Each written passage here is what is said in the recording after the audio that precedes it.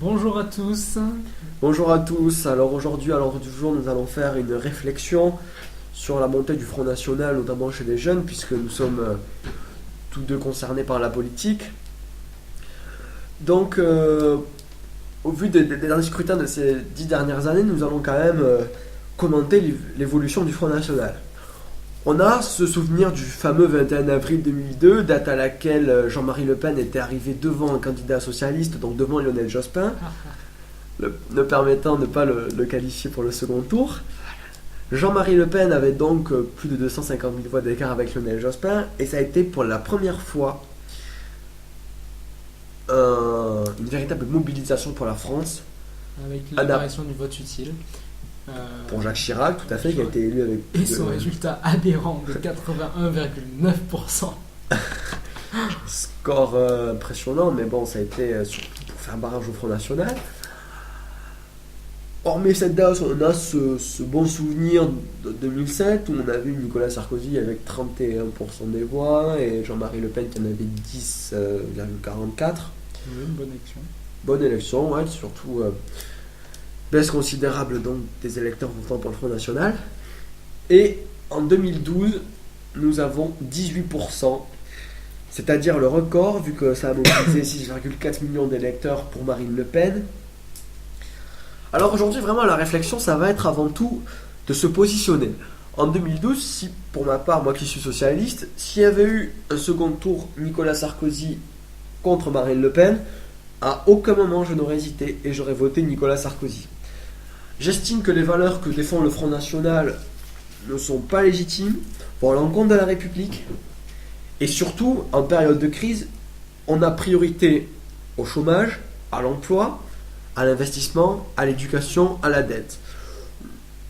Le Front National ne proposait pas vraiment de programme économique, si ce n'est que de réduire l'immigration et d'instaurer une loi qui n'aurait pas été possible, donc, c'est-à-dire d'emprunter directement à la Banque française. Loi votée en 1973 qui n'aurait pas pu s'inverser.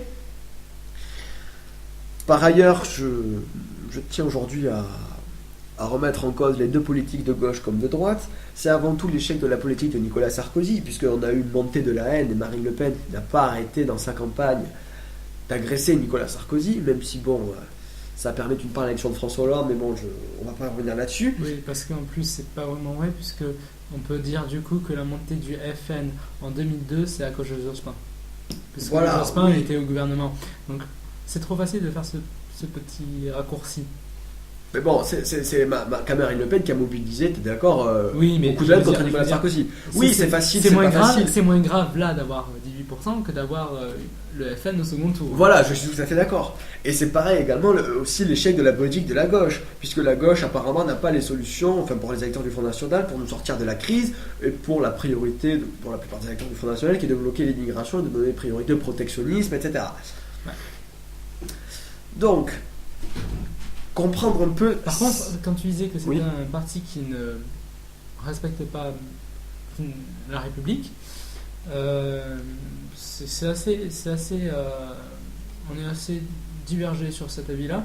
Ça dépend des points, ça dépend des oui, points. oui, puisque c'est quand même un parti qui est reconnu et légal. Et malgré le fait que certains disent qu'il est républicain, parce que certains le disent, à droite ou à gauche, d'autres disent que non, c'est quand même un parti qui est légal. Oui, mais quand je disais qu'il allait à l'encontre dans la République, c'est par exemple Jean-Marie Le Pen qui, dans les années 80-90, a quand même cité des propos assez inquiétants, comme surtout le fait que les camps de concentration n'avaient pas existé, ou quand il y a eu la reconnaissance des camps de concentration, que c'était qu'un détail de l'histoire, ou également durant cette campagne 2012, quand les rares fois où il était interviewé par des journaux, il a quand même cité Robert Brasillac, poète français qui était collaborateur. Donc pour moi, c'est quand même ces idées-là que je conteste. Voilà. Lui, il était, enfin, Monsieur Marine Le Pen, non, Monsieur Jean-Marie Le Pen était une personne qui faisait dans la provocation et qui était totalement pas compétent. Alors que maintenant, on a Marine qui est quand même, qui sait toucher les points sensibles. Plus de personnes, mobiliser plus de personnes aussi. Et qui sait toucher les points sensibles. parce qu'on ne réunit pas plus de personnes comme ça. Il faut aborder des sujets que l'on a du mal à traiter actuellement et qu'elle ose traiter. Alors, elle les traite plus ou moins bien. C'est souvent moins bien qui est le plus récurrent dans ses discours. Mais elle les traite et ça attire du monde. Alors moi j'estime qu'il faut d'abord comprendre un peu les électeurs du Front National. On a une mobilisation record chez les jeunes. Donc nous qui habitons sur Agen au lycée Bernard Palissy, il y a vraiment une montée de haine à l'étranger, une montée du Front National qui est inquiétante. On a beaucoup de nos amis qui se disent mais Marine Le Pen elle aurait été une très bonne présidente. Alors d'une part pour quelqu'un qui n'avait que 2 projets économiques, 3 si ce n'est que de faire un autre truc impossible qui était de repasser à l'euro, au franc pardon, ça a été quand même... moi j'aurais bien aimé avoir des billets en francs. Ouais, ça aurait rappelé les souvenirs je trouve. Exactement, ça aurait dynamisé les vieux, dynamisé les grands-parents. Ouais. Bon bref, je trouve quand même que c'est aberrant d'avoir autant de jeunes dans un parti, d'autant plus que nous les jeunes on est quand même informés. On n'est plus ou moins bien informés quand même. Oui mais voilà, on a quand même des cours d'histoire, on sait quand même quelles sont la plupart des valeurs qu'ils défendent, on sait également, on sait qu'on est quand même capable de lire les programmes économiques que chacun des candidats a proposés. Alors ça dépend du moment qu'il y a à interdire l'immigration, il y en a qui votent. Hein. Ouais, non mais c'est ça, le pire c'est que c'est inquiétant, on a vraiment cette haine à l'étranger, comme elle a réussi à se débrouiller, Marine Le Pen, à faire comme si l'étranger était le problème de la crise. L'étranger dans le sens... pas dans le sens global. Pas dans le sens européen, mais dans le sens africain, etc. Ah mais dans le sens pas que mondial ça. aussi. Dans le sens mondial, voilà. Elle veut arrêter, enfin elle est contre la mondialisation, et même si c'est idiot. Mais ça montre bien qu'elle est contre toute forme d'étranger, c'est-à-dire qu'elle est carrément xénophobe. Mais oui, on peut aller jusque là, ouais, je suis tout à fait d'accord avec toi. Par contre, ce que je n'accepte pas, c'est que l'on dise que le FN est un parti de fascistes. Alors ça, je suis totalement en désaccord avec ces personnes-là, ou alors il faut qu'elles aillent réviser leur cours d'histoire, parce que le fascisme, Mussolini... ce n'est pas qu'être raciste. Le fascisme, c'est un état totalitaire, c'est une idéologie politique. Le fascisme, c'est reconnaître l'État comme la toute-puissance. Ça n'a aucun rapport avec le racisme qui est généré, quoi. Voilà, avec le racisme d'ici. C'est un critère du fascisme, le racisme. Mais donc, en fait, on a un fasciste et raciste, mais un raciste n'est pas forcément fasciste. Surtout qu'en plus...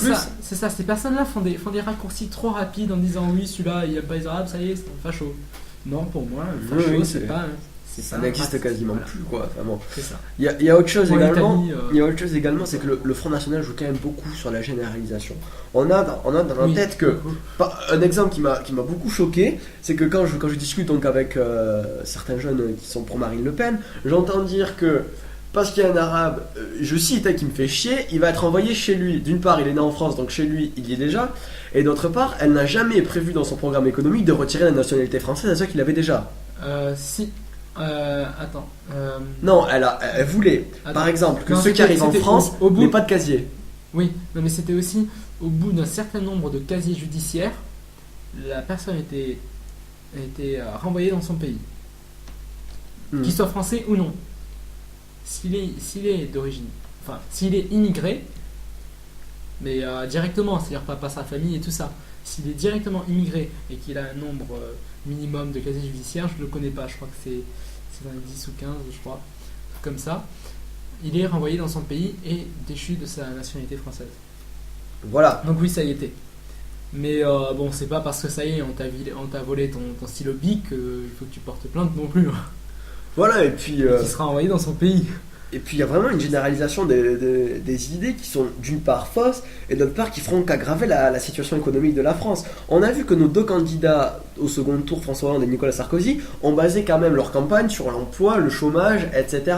Le Front National... C'était sur l'immigration et le protectionnisme. Voilà, surtout d'autant plus, il faut revenir sur un point ou encore une remise en cause des deux politiques, et c'est un avancé absolument à rien. Voilà, parce que c'est pas bien ce qu'ils font, mais moi je propose rien.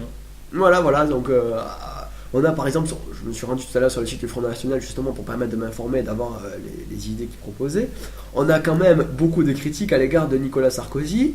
Et un programme assez flou. Un programme assez flou, et surtout aussi un rejet de notre politique. Parce que si concrètement, au second tour, si on n'est pas pour Nicolas Sarkozy, qu'on ne supporte pas la politique qu'il a appliquée, on vote François Hollande, logique. Là, elle a dit, Marine Le Pen, qu'elle voterait blanc. Donc c'est-à-dire que là, ça va à l'encontre de la République, puisque d'une part, le vote blanc n'est pas comptabilisé, bon ça c'est débat. Non, ça c'est quand même quelque chose d'aberrant. C'est ne pas reconnaître le vote blanc. Mais bon, ça c'est un autre Oui, débat. c'est un autre débat. Mais bon, je suis totalement contre. Oui, mais ça fait quand même que la démocratie n'avance pas sur le vote blanc quand il y a deux candidats qui se présentent. Oui, mais ça veut dire augmenter le taux d'abstentionnisme. Parce que quand tu votes et que ton vote n'est pas reconnu, à quoi ça sert d'aller voter? Voilà, surtout. On devrait, bon, chose à part, on devrait dans une nouvelle constitution changer ça, c'est-à-dire qu'on devrait rendre le vote obligatoire et amende si la personne n'a pas voté, Comme au mais Luxembourg. reconnaître le vote blanc. Voilà, ouais. C'est ça qu'on devrait faire. Parce que sinon on a beaucoup d'abstentionnistes et les abstentionnistes c'est quand même des électeurs. Et puis d'autre part, nous nous sommes battus pour la démocratie, on a fait la révolution, c'est pas pour rien, quoi. C'est pas pour que des gens. Bon, après un dire qui croit pas à la politique, c'est leur choix. Oui. C'est pas l'ordre du jour, je trouve. Ouais, on revient au F. On remet sur le Front National. On va surtout s'intéresser aujourd'hui sur la politique de l'immigration, surtout ces dernières années, qu'est-ce que ça entraîne, surtout quel est le véritable poids, qu'il soit positif ou négatif. Et la question de ce débat, c'est de se poser la question, est-ce que l'immigration est parfaitement justifiée ou est-ce que ça représente un danger? Dans tous les cas, toi tu es de droite donc pour l'UMP et moi je suis au Parti Socialiste. Donc on conviendra tous les deux, on conclura là-dessus qu'il faut quand même faire quelque chose. Oui, ça Nous sommes tous les deux d'accord sur ça, c'est au moins pour centrer le débat. Donc, politique d'immigration. Petit rappel un peu de ces dernières années. On a la France accueille entre 180 000 et 200 000 immigrés par an, plutôt 180 000. Comment se divisent donc les critères de l'immigration? On a 80 000 immigrés qui viennent pour des raisons familiales. 10 000 pour l'exil, donc ceux qui sont traqués par l'État ou ceux qui s'en vont pour des raisons politiques. Voilà, les réfugiés politiques. Et 65 000 étudiants, donc des personnes qui viennent travailler en France et qui au final sont importantes. Migration économique. Voilà, c'est ça. Qui permettent d'avoir une population active en plus, mais une population active qui est capable d'avoir un emploi. Ça, c'est une bonne population active. On va faire point par point. L'immigration familiale. C'est par exemple un immigré qui arrive en France et qui souhaite, ce qui est tout à fait logique sur le plan sentimental et humaniste, avoir sa femme et ses enfants ou ses parents dans le pays. Donc, sur le plan humaniste, c'est tout à fait normal. Oui. Certains diront que le chiffre est trop élevé, certains diront que c'est pas assez, mais en tout cas, c'est quand même normal qu'on ait au moins un minimum d'immigrés qui arrivent pour des raisons familiales.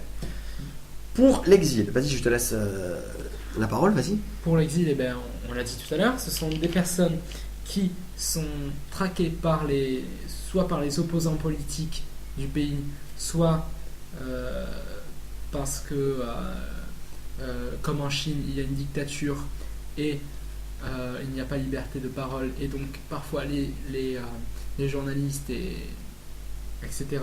sont rapatriés dans des pays, ou la France par exemple. Ces personnes-là, 10 000 c'est relativement peu et c'est négligeable, mais c'est quand même important au niveau diplomatique de pouvoir avoir ces 10 000 exilés politiques possibles. Voilà, surtout que depuis l'an dernier, nous avons eu des tensions en Tunisie par exemple et en Égypte. Donc là, c'est important d'avoir quand même un minimum d'exilés politiques. Enfin, là, je suis pas tellement d'accord parce qu'on a quand même failli recevoir un dictateur. Et ça, je suis utilisé ces 10 000 exils pour ça, ces 10 000 max exils pour ça. Je suis pas vraiment d'accord pour l'utiliser pour ça, pour fuir la dictature. Ben non, puisque justement, ce sont les dictateurs. Ils ne vont pas fuir la dictature. Ce sont les dictateurs qui, vu qu'il y avait la révolution arabe au printemps, se sont dit, oula, il y a danger, je vais aller dans un pays où je ne vais pas pouvoir être attaqué, la France. Et la France a failli les prendre. Tous, oui, mais on ne pouvait pas. On les a pas pris parce que c'était pas possible. Au il y avait niveau des moral, critères, c'était pas bon. Voilà, puis il y avait des critères sociaux aussi. Oui, et puis surtout qu'on avait aidé par exemple la Libye